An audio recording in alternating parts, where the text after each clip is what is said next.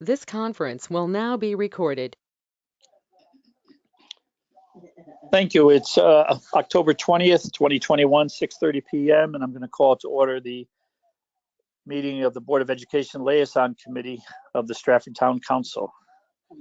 Do I have a motion to approve the minutes of May 19th, 2021 and the special meeting of September 29th, 2021? So moved. Bill Perula, second. Thanks, Bill. Any discussion? All in favor, please say aye. Aye. Any opposed? And chairman votes aye, passes unanimously. And thank you. Is the superintendent on? Nope. No? No, Bill, it's Pam. I think he had mentioned to you that he was going to be unable to attend. Something came up at the last minute.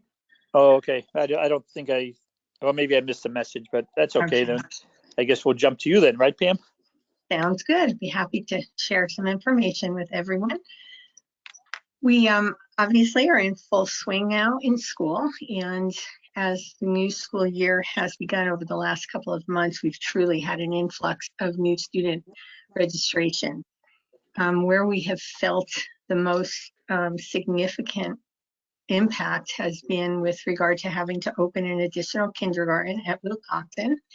And we also are really experiencing a serious budget issue with regard to our outplacements and even special ed students within schools needing services.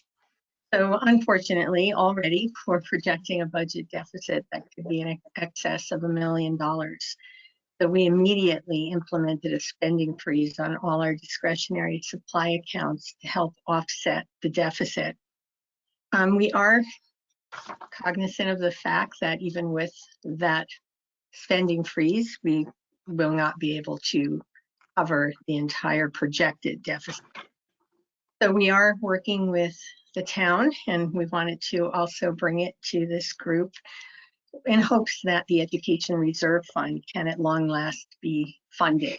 As you're well aware, that fund provides for use when there are unanticipated expenses related to special education.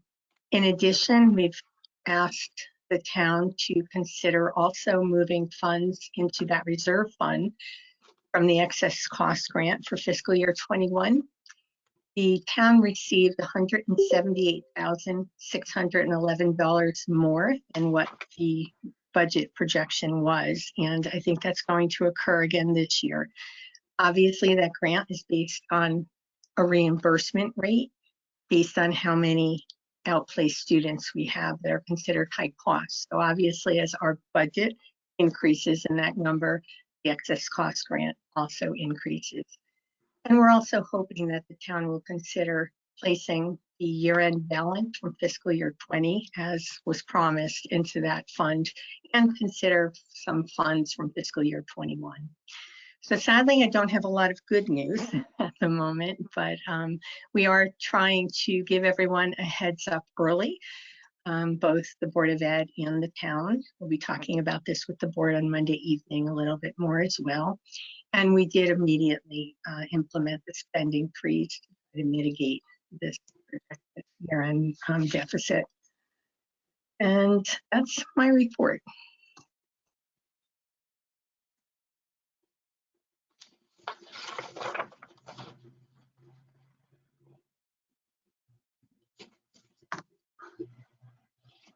Does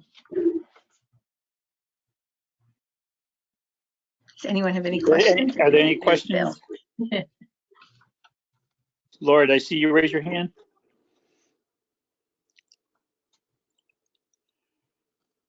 No, I was having audio trouble, so I just heard that there's a spending freeze. Is that what I recall?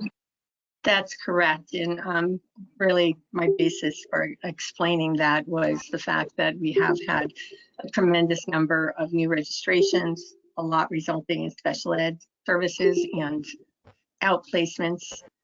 And we are hoping that the town will fund the Education Reserve Fund in the near future so that we have that buffer should we need it. How much do you think you're going to request? Well, right now we're projecting it could be as high as 1.5 million in deficit, and it's definitely going to be over $1 million.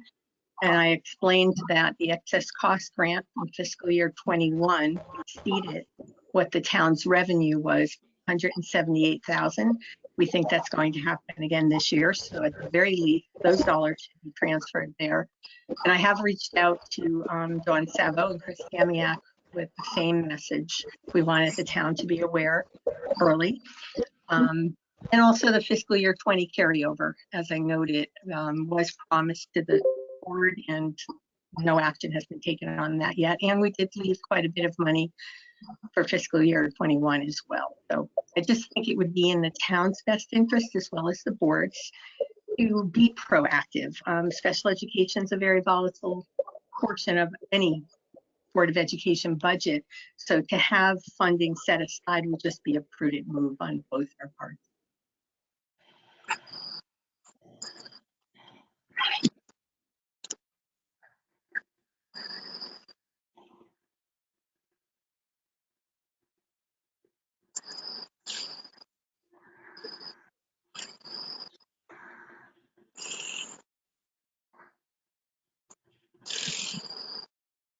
Bill's talking.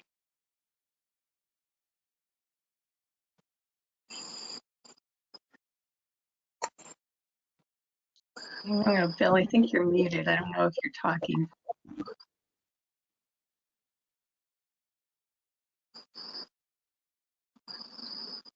So Pam, do you have an idea of when you would request these funds, or you're still? I requested them last week. I Okay. sent an email to Dawn and Chris, and Dawn did ask for some additional information, which I plan to send to her tomorrow.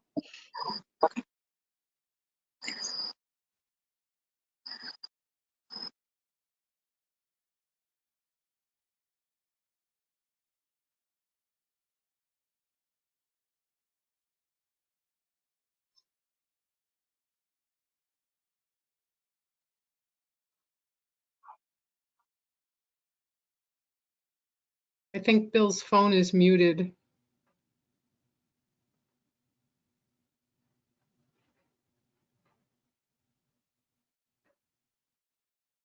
Maybe Alan Llewellyn should continue and then we can go on when Bill comes back.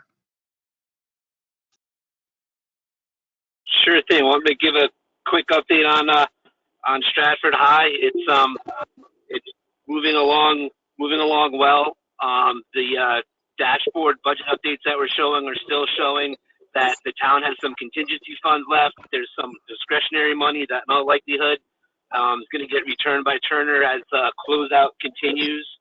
I know there were some kind of questions about what was going on with the CD netting and the ball netting for the athletic field. So if anyone has any questions, I can definitely kind of get into that in detail. But all in all, I'm hearing it's going well. Some of the temperature control issues that had been kind of a thorn in the side of the project are getting resolved and improving.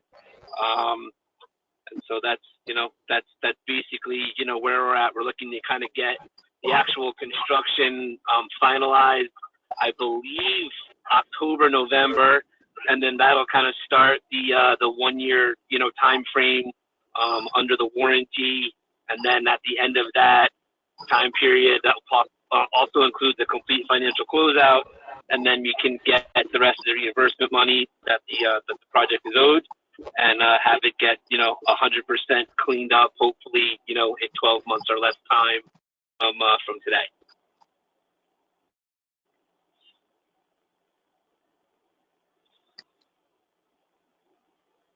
That's excellent, Alan. All right, thanks, Laura. Did Bill return? He's gone now.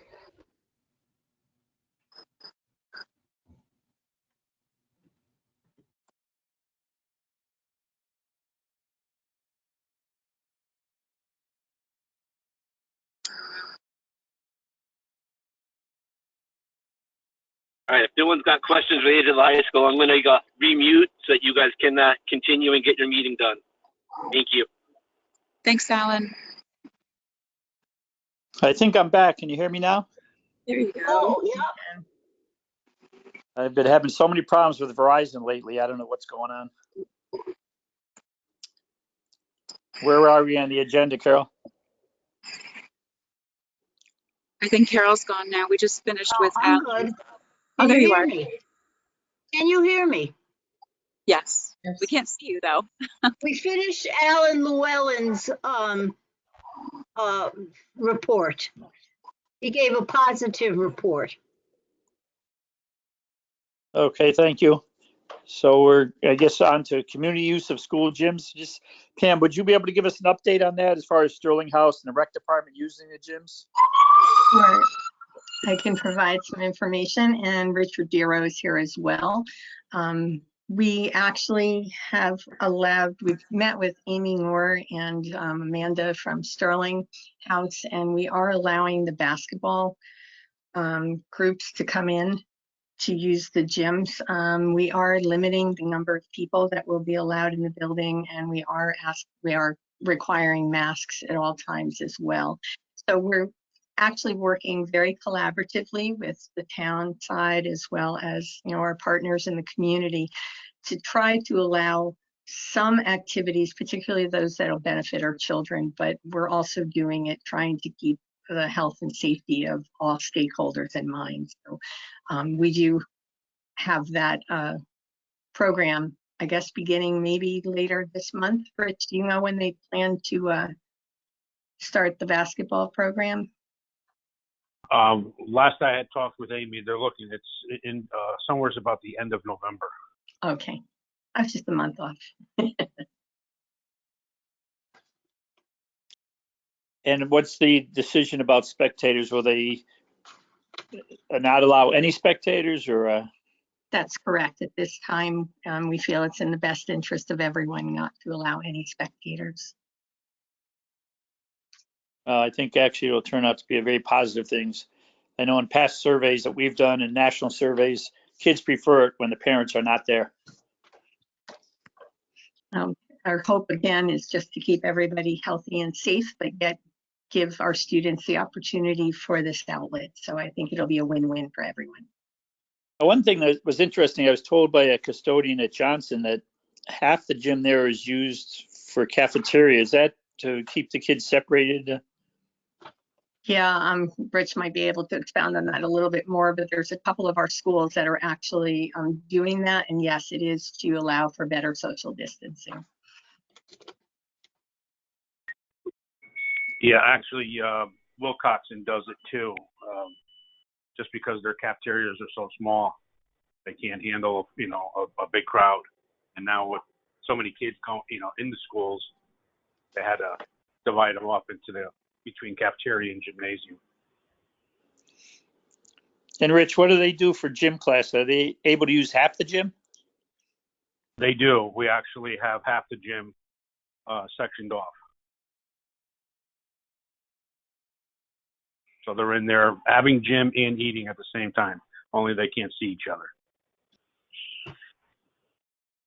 As long as we have you on, are there any major issues in any of the schools that need attention? We don't have a lot of major issues outside of, you know, stuff that's going on with this whole TikTok thing is the only big crazy stuff going on right now. But most of the schools, the town's been really responsive whenever we put tickets in, make phone calls. So as fast as stuff comes in, the town does get on them right away. So I can't say that I have anything crazy out there right now. Next week could be a different story. Thanks, that's good to hear. Anyone have any other questions about the community use of gyms? I think grandparents should be allowed. I'm sure that's not self-serving at all, Laura. Well, Okay, will under the players be required?